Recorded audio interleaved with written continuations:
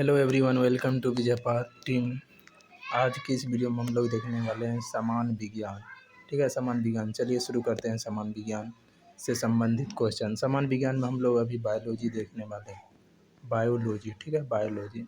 Biology दो शब्दों से मिलकर बना है, बायो और लोगोस। बायो का अर्थ मतलब होता है जीवन, या और लोगोस का अर्थ है अध्ययन, अर्थात जीवों के बारे में अध्ययन करना ही बायोलॉजी होता है। ठीक है, तो चलिए शुरू करते हैं। पहला, जीव और जंतु दोनों का जनक, विज्ञान का जनक कौन है? अरस्तु। यानी जीव विज्ञान और जंतु विज्ञान दोनों का जनक अरस्तु है। जीव विज्ञान शब्द का प्रयोग सर्वप्रथम किया लेमार्क और टेविरेनस ने। लेमार्क फ्रांस के थे और टेविरेनस जर्मनी के थे। जैव विकास को सर्वप्रथम समझाया लेमार्क ने।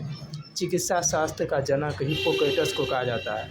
वनस्पति विज्ञान का जनक थियोफ्रेस्टस को कहा जाता है। रसायन विज्ञान का जनक लेवोजियर को कहा जाता है। मानव का विकास इतिहास परंपराओं से संबंधित विषय कहलाता है एंथ्रोपोलॉजी। गैसों के विसरण का प्रतिपादन किया था ग्राहम ने। गैसों के विसरण का प्रतिपादन किसने किया? ग्राहम ने। ग्रहों के गति का नियम दिया था केपलर ने। E = mc² दिया था आइंस्टीन ने। देखिए, आइंस्टीन को 1921 ईस्वी में प्रकाश विद्युत प्रभाव की व्याख्या के लिए नोबेल पुरस्कार दिया गया था। आइंस्टीन जन्मे थे जर्मनी में, लेकिन अमेरिकी नागरिक थे। आइंस्टीन क्या थे? अमेरिकी नागरिक थे। जर्मनी में जन्मा, अमेरिकी नागरिक आइंस्टीन था। 1921 ईस्वी में से नोबेल पुरस्कार दिया गया था। तो वही यहाँ पर है, E = mc² का समीकरण आइंस्टीन ने दिया था।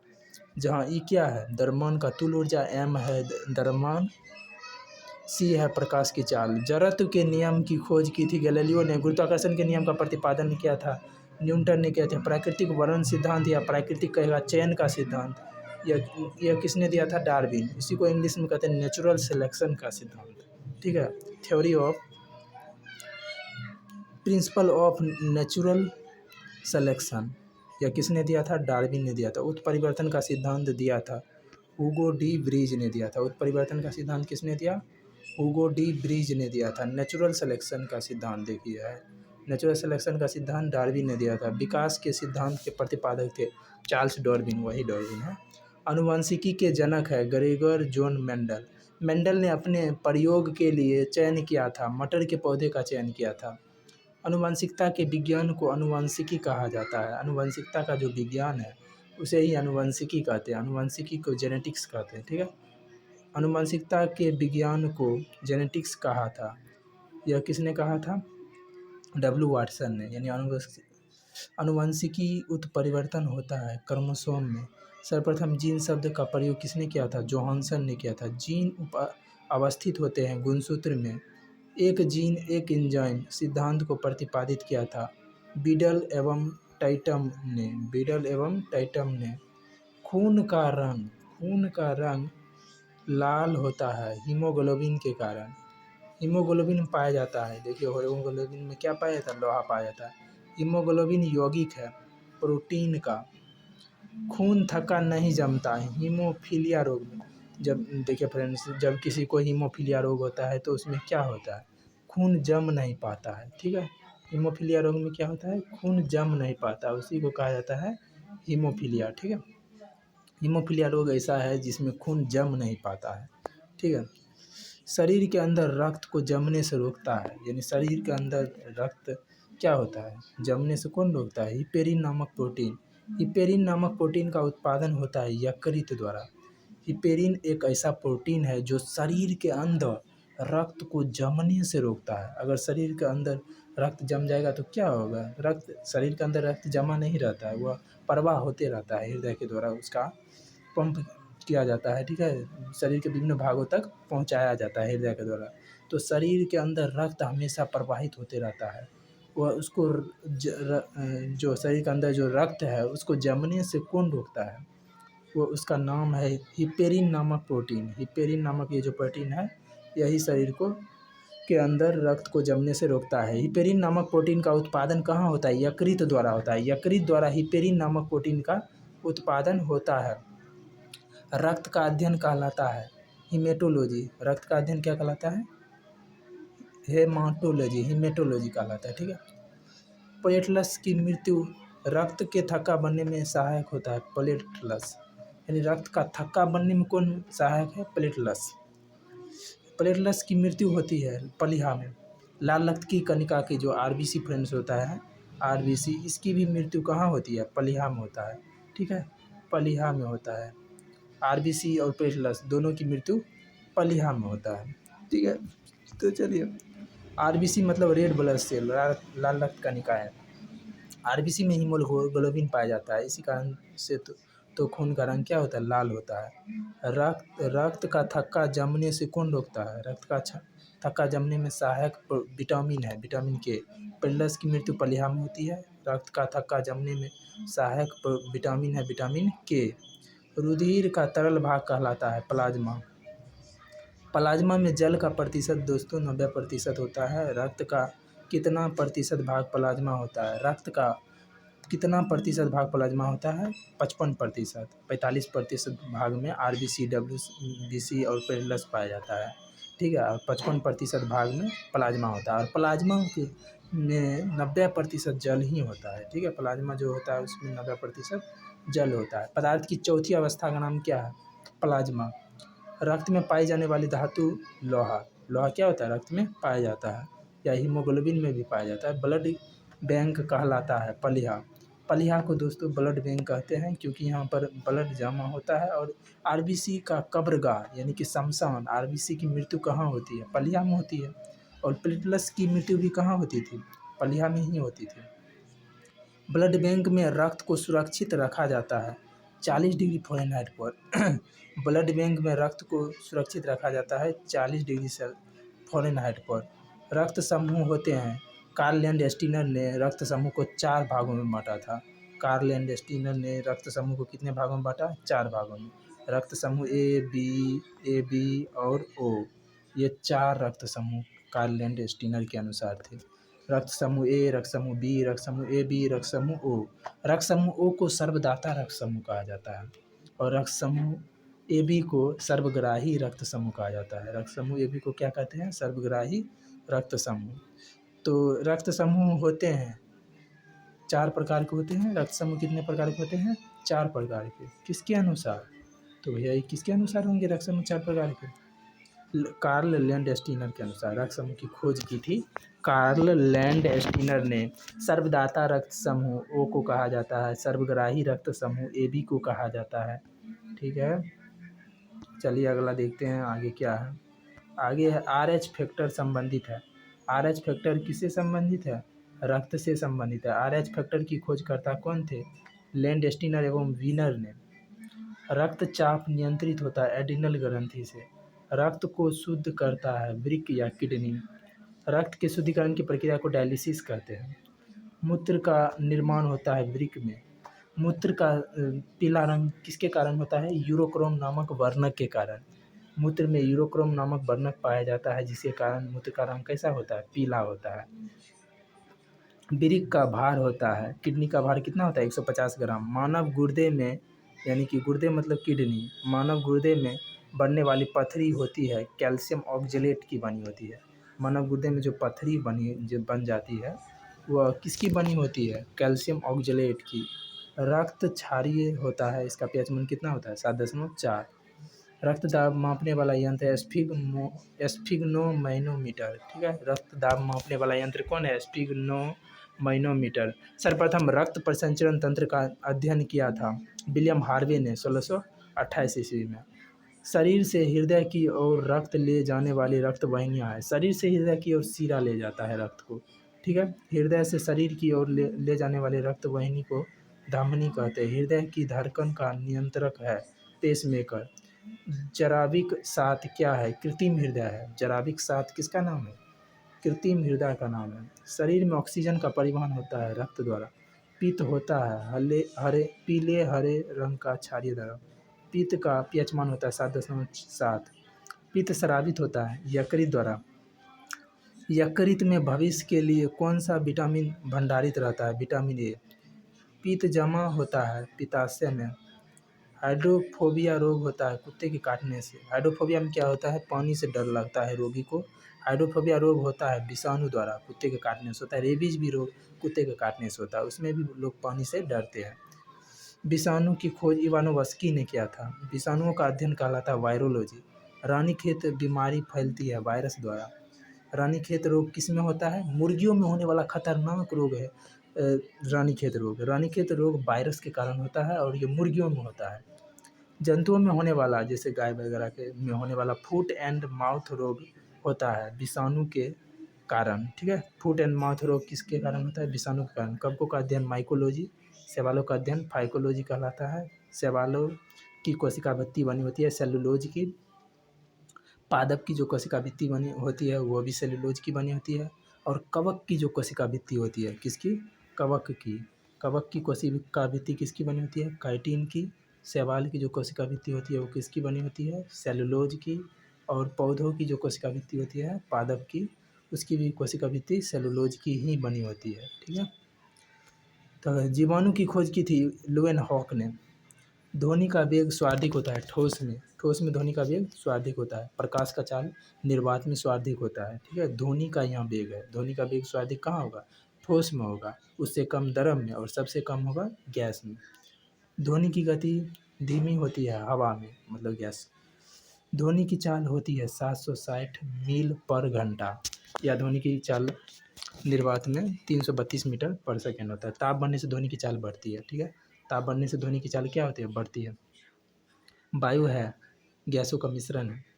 वायु क्या है, गैसों का मिश्रण है।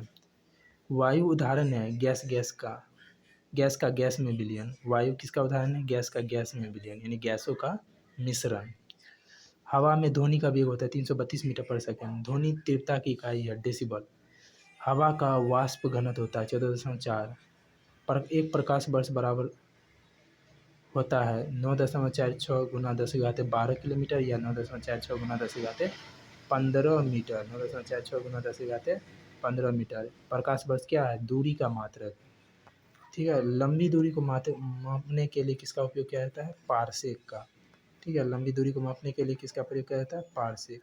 दूरी यानी पारसेक जो है वो दूरी मापने की सबसे बड़ी इकाई है। दूरी मापने की सबसे बड़ी इकाई पारसेक है। एक पारसेक में 3.26 प्रकाश वर्ष होता है। एक पारसेक में कितना प्रकाश वर्ष होता है, 3.26 प्रकाश वर्ष होता है। और एक पारसेक में मीटर में बात किया जाए तो 3.08 गुना 10⁻12 किलोमीटर होता है। ठीक है, चलिए आगे देखते हैं क्या होगा। जड़ों के रूपांतरण है मूली और गाजर। तने के रूपांतरण है आलू और प्याज। आलू और प्याज किसका उदाहरण है, तना का। जड़ का मूली और गाजर। पिट्यूटरी ग्रंथि पाई जाती है मस्तिष्क में, मास्टर ग्रंथि कहलाती है। पिट्यूटरी ग्रंथि को मास्टर ग्रंथि भी कहा जाता है। पिट्यूटरी ग्रंथि को पीयूष ग्रंथि या मास्टर ग्रंथि के नाम से जाना जाता है। शरीर की सबसे छोटी ग्रंथि होती है पिट्यूटरी ग्रंथि। दो वंशानुगत रोग वर्णांधता एवं हीमोफीलिया। वर्णांधता एवं हीमोफीलिया ये क्या है, वंशानुगत रोग है। सर्वप्रथम मनुष्य में वर्णांधता का वर्णन किया, यानी कलर ब्लाइंडनेस जो रोग होता है वह मनुष्य में सबसे पहले वर्णन किसने किया इसके बारे में, हेरनर ने 1876 ईस्वी में। एक वर्णांध व्यक्ति में पहचान करने की क्षमता नहीं होती है। ये वर्णांधता जो रोग होता है उसमें हरा एवं लाल रंग के पहचान करने की क्षमता नहीं होती है। थायरोक्सिन हार्मोन स्रावित होता है थायराइड ग्रंथि से। जठर रस में होता है हाइड्रोक्लोरिक अम्ल। लाइकेन में परस्पर सहजीवी मौजूद होते हैं। लाइकेन होते हैं किसके सहजीवी, कवक और शैवाल के सहजीवी होते हैं। प्रोटीन का पाचन होता है छोटी आंत में। मनुष्य में पाचन प्रारंभ होता है मुख से। पचे भोजन का अवशोषण होता है छोटी आंत में। लार में पाए जाने वाला एंजाइम है टाइलिन और इमाइलेज। इस टाइलिन क्या किस में पाया जाता है, लार में पाए जाने वाला एंजाइम है। टिबिया नामक हड्डी पाई जाती है टांग में। मानव शरीर का अंग वह अंग जिसमें हड्डियों की संख्या सर्वाधिक होती है वह है अंगुलियों में। भोजन पचाने में सहायक होता है एंजाइम की रचना होती है एमिनो अम्ल से। पाचन क्रिया में प्रोटीन बदलता है एमिनो अम्ल में। आहार नाल में स्टार्च के पाचन में अंतिम उत्पाद है माल्टोज। शरीर में अमीनो अम्ल की संख्या होती है 20। हमारे शरीर को 20 अमीनो अम्ल की आवश्यकता होती है। शरीर में ऊतकों का निर्माण होता है प्रोटीन से। शरीर में ऊतकों का निर्माण होता है प्रोटीन से।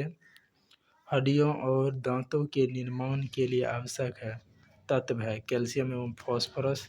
भोपाल गैस कांड 1984 ईस्वी में किस गैस का रिसाव हुआ था? Methyl isocyanate. भोपाल गैस त्रासदी 1984 ईस्वी में घटित हुआ था। इसमें मिथाइल आइसोसाइनेट का रिसाव हो गया था, जिसके कारण कई लोग मारे गए थे। काला हीरा तथा काला शीशा कहते हैं क्रमशः कार्बोनेडो को काला हीरा और ग्रेफाइट को काला शीशा कहा जाता है। इस कार्बोनेडो को क्या कहते हैं? काला हीरा। कार्बोनेडो को काला हीरा और ग्रेफाइट को काला शीशा कहा जाता है। जीवन रक्षक हार्मोन कहते हैं एड्रिनल को। जीवन रक्षक हार्मोन किसे कहा जाता है? एड्रिनल हार्मोन को। पौधे का मुख्य प्रकाश संश्लेषी अंग होता है पत्ता या पत्तियां। पत्तियों का रंग हरा होता है क्लोरोप्लास्ट के कारण, मतलब क्लोरोप्लास्ट का दूसरा नाम है हरित लवक के कारण। पत्तियों का रंग पीला होता है केरोटीन के निर्माण के कारण। पर्णहरित यानी क्लोरोफिल में उपस्थित मुख्य धातु है मैग्नीशियम पाया जाता है क्लोरोफिल में। वायुमंडल में ऑक्सीजन की मात्रा संतुलित होती है प्रकाश संश्लेषण के द्वारा। वायुमंडल में ऑक्सीजनों की मात्रा संतुलित होती है। पेड़ एवं पौधों द्वारा खाना तैयार करने की प्रक्रिया है प्रकाश संश्लेषण। प्रकाश संश्लेषण के लिए आवश्यक है CO2, जल, क्लोरोफिल और सूर्य का प्रकाश। प्रकाश संश्लेषण की क्रिया सबसे अधिक होती है लाल रंग के प्रकाश में। प्रकाश संश्लेषण में ऑक्सीजन निकलता है जल से। प्रकाश संश्लेषण में ऑक्सीजन कहाँ से निकलता है? जल से। प्रकाश संश्लेषण का प्रथम स्थिर यौगिक है फॉस्फोग्लिसरिक अम्ल। राइजोम पादप का भूमिगत प्रारूप है तना। दलहन के जड़ में पाए जाने वाला जीवाणु है राइजोबियम। पौधे नाइट्रोजन ग्रहण करते हैं नाइट्रेट के रूप में। पादप में जल तथा खनिज लवण का संचालन होता है जाइलम द्वारा। पादपों में बना खाद्य पदार्थ पौधे के विभिन्न अंगों में पहुंचता है फ्लोएम द्वारा। वह यंत्र जिसके द्वारा तने की वृद्धि दर नापी जाती है वह है ऑक्जेनोमीटर। आत्महत्या की थैली कहते हैं लाइसोसोम को। लाइसोसोम को आत्महत्या की थैली कहा जाता है। लाइसोसोम की खोज की थी क्रिश्चियन डी डुबे ने 1958 में। प्रोटीन की फैक्ट्री कहलाता है राइबोसोम। प्रोटीन का संश्लेषण होता है राइबोसोम द्वारा। डीएनए की खोज किया था वाटसन एवं क्रिक ने। डीएनए संश्लेषण का प्रतिपादन किया कोनबर्ग। डीएनए और आरएनए न्यूक्लिक अम्ल है। डीएनए की क्रियात्मक खंड को जीन कहते हैं। डीएनए का डबल हेलिक्स मॉडल को बनाया था वाटसन एवं क्रिक ने। डीएनए की इकाइयाँ हैं न्यूक्लियोटाइड्स। सर्वप्रथम प्रयोगशाला में जीन का संश्लेषण किया था हरगोविंद खुराना ने। पुरुष में व स्त्री जीन संगठन का घटक है। पुरुष में XY और महिलाओं में XX। एक लड़का पिता से क्रोमोसोम प्राप्त करता है 22+Y। एक जो लड़का होता है वह पिता से क्रोमोसोम प्राप्त करता है जो लड़का होता है 22+Y। और एक लड़की पिता से क्रोमोसोम प्राप्त करता है वो भी 22+X प्राप्त करता है। ठीक है, 22+X प्राप्त करता है एक लड़की। बच्चे का जो लिंग निर्धारण होता है वह किस पर निर्भर करता है? वह पुरुषों पर निर्भर करता है। जो बच्चों में जो लिंग निर्धारण होता है वो किस पर निर्भर करता है? पिता के गुणसूत्र द्वारा। पैतृक सिद्ध करने में सहायक है डीएनए और फिंगरप्रिंटिंग टेस्ट। मधुमेह रोग होता है इंसुलिन की कमी। इंसुलिन की खोज की थी बेंटिंग एवं बेस्ट ने। इंसुलिन शरीर में बनती है अग्नाशय द्वारा। ब्रोंकाइटिस एक रोग है श्वास नली से संबंधित। पेप्सिन एक उदाहरण है एंजाइम का। दूध में नहीं पाए जाने वाला विटामिन है विटामिन C। टॉक्सिन है एक जहरीला पदार्थ। टॉक्सिन क्या है? एक जहरीला पदार्थ है। प्लाज्मोडियम एक परजीवी है मलेरिया रोग का। प्लाज्मोडियम परजीवी है मलेरिया रोग का। मलेरिया रोग का वाहक है मादा एनाफिलीज मच्छर। मलेरिया रोग में प्रभावित अंग है पलिहा या तिल्ली। मानव मूत्र में उत्सर्जित होता है विटामिन C। मूत्र का pH मान होता है 4 या 5 के आसपास होता है। 6 होता है मूत्र का पीलापन। मूत्र का रंग पीला होता है यूरोक्रोम वर्णक के कारण। मेढक के हृदय में होते हैं 3 भाग। मनुष्य के हृदय में कितने कोष्ठक होते हैं? 4 कोष्ठक। रक्त के प्रवाह को रोकने के लिए किसका उपयोग किया जाता है? फेरिक क्लोराइड का। शरीर में प्रचुर मात्रा में पाया जाने वाला तत्व है ऑक्सीजन। मनुष्य के शरीर में जल होता है 65 से 80%। मानव शरीर का सामान्य ताप 98.6 डिग्री फ़ारेनहाइट या 37 डिग्री सेल्सियस या 310 केल्विन मानव शरीर का सामान्य तापमान होता है। मनुष्यों में मेरुदंड से कितनी जोड़ी तंत्रिका निकलती है? 31 जोड़ी। गुणसूत्र की खोज की थी? वाल्डेयर ने। गुणसूत्रों का निर्माण क्रोमेटिन नामक पदार्थ से होता है। मनुष्य में गुणसूत्र कितने होते हैं? 23 जोड़ी या 46। जीवों का सबसे छोटी संरचनात्मक और क्रियात्मक इकाई है? कोशिका है। सबसे छोटी जीवित कोशिका है माइकोप्लाज्मा। शरीर की सबसे लंबी कोशिका तंत्रिका। तंत्रिकी कोशिका। तंत्रिकी कोशिका रचनात्मक तथा क्रियात्मक इकाई होती है न्यूरॉन। यानी तंत्रिका तंत्र की जो संरचनात्मक और क्रियात्मक इकाई है उसको न्यूरॉन कहते हैं। कोशिका शब्द का निर्माण रॉबर्ट हुक ने किया था। यानी कोशिका शब्द का प्रयोग किया था रॉबर्ट हुक ने सबसे पहले। कोशिका की खोज भी की थी। कोशिका का आनुवंशिक पदार्थ है डीएनए। कोशिका का अध्ययन साइटोलॉजी कहलाता है। कोशिका के भीतर श्वसन का केंद्र होता है माइटोकॉन्ड्रिया। समसूत्री विभाजन होता है कायिक कोशिकाओं में। अर्धसूत्री विभाजन होता है लिंग जनन करने वाले कोशिकाओं में। ठीक है फ्रेंड, आज के लिए आज इतना ही रहने देते हैं। अगले क्लास में अब करा दूंगा जो बचा हुआ क्वेश्चन है। ठीक है।